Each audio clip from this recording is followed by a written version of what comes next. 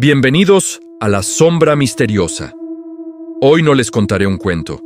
Hoy les revelaré el contenido de un archivo que nunca debió existir. Un conjunto de grabaciones que documentan lo que sucede cuando cerramos los ojos y nos entregamos al sueño. Esto es lo que la gente llamó, en susurros, el archivo de los que no se fueron. Imaginen un disco duro, viejo y polvoriento, abandonado en una sala de monitoreo que llevaba años clausurada. No tenía nombre, ni etiqueta, solo una fecha imposible, 00 del año 0. Un enigma desde el principio. Cuando un técnico de sistemas finalmente logró acceder a su contenido, lo que encontró desafiaba toda lógica. No eran grabaciones de seguridad convencionales. Las cámaras no apuntaban a pasillos, estacionamientos o áreas públicas. Todas, sin excepción, estaban enfocadas en el interior de habitaciones privadas, dormitorios, salas de estar e incluso cuartos infantiles. Parecían cámaras de vigilancia doméstica, pero centralizadas en este único y olvidado disco. Al principio, los videos eran increíblemente aburridos. Horas y horas de metraje sin que ocurriera absolutamente nada. Personas moviéndose por sus casas, leyendo, viendo televisión, viviendo sus vidas normales. El técnico casi descarta el disco como un simple conjunto de archivos corruptos o una broma de mal gusto. Pero la curiosidad es una fuerza poderosa, y algo en la extrañeza de la situación lo impulsó a seguir mirando. Decidió usar la función de avance rápido, saltando horas de inactividad, buscando cualquier anomalía, y entonces la encontró. El patrón se repetía en cada una de las grabaciones, sin importar la casa, el país o la persona. El evento siempre comenzaba cuando alguien se quedaba dormido. El técnico, con una creciente sensación de inquietud, empezó a cronometrarlo. El momento exacto era espeluznantemente preciso, 47 minutos después de que la persona entrara en la fase de sueño profundo. Ni un minuto más, ni un minuto menos. Justo en ese instante, una figura aparecía en la habitación. No entraba por la puerta, no se materializaba desde la nada. Simplemente estaba ahí, como si hubiera sido parte del mobiliario todo el tiempo, oculta a simple vista. Era una silueta humana, pero sus proporciones eran incorrectas. Era demasiado alta, demasiado delgada, con extremidades alargadas que parecían frágiles y antinaturales.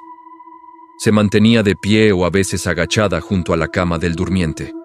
Su característica más perturbadora era su postura, la cabeza siempre inclinada hacia la persona que dormía, en un ángulo imposible, como si estuviera escuchando atentamente el ritmo de su respiración, o quizá esperando algo. La figura nunca tocaba a la persona, no emitía ningún sonido. Solo permanecía allí, inmóvil, una estatua de oscuridad en medio de la quietud de la noche.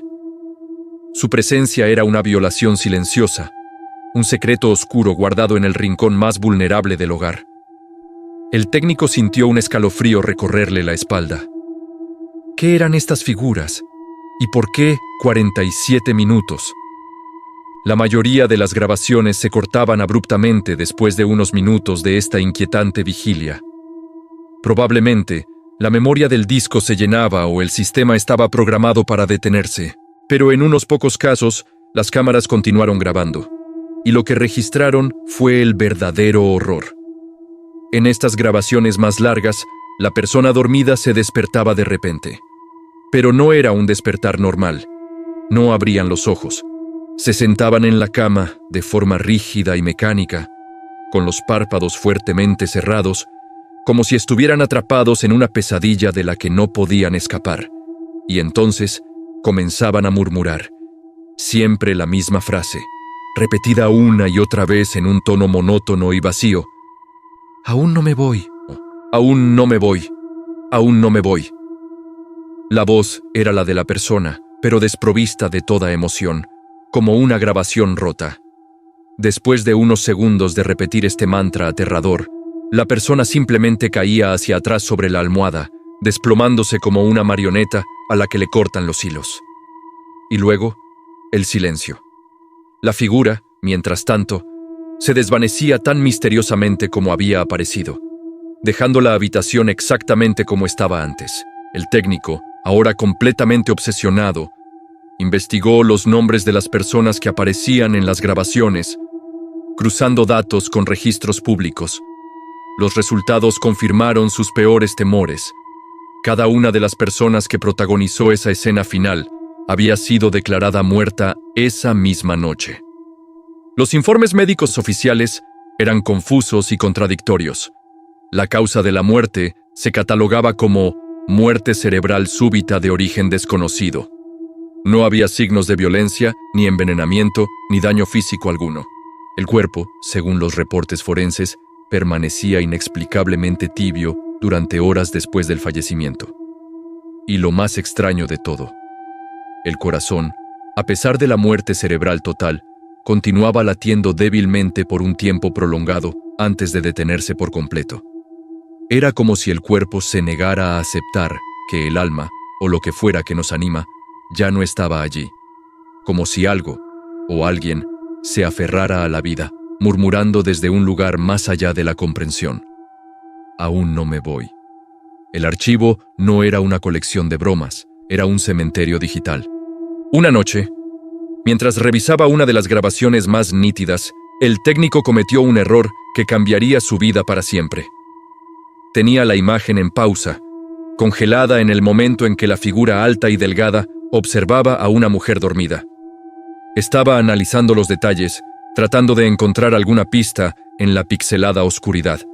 Accidentalmente, en lugar de reanudar la reproducción, presionó el botón de rebobinar. La cinta digital comenzó a retroceder, mostrando los movimientos en reversa. La mujer dormida se movía espasmódicamente hacia atrás en el tiempo. Y entonces ocurrió lo imposible. La figura, que había estado inmóvil con la cabeza inclinada, la levantó lentamente.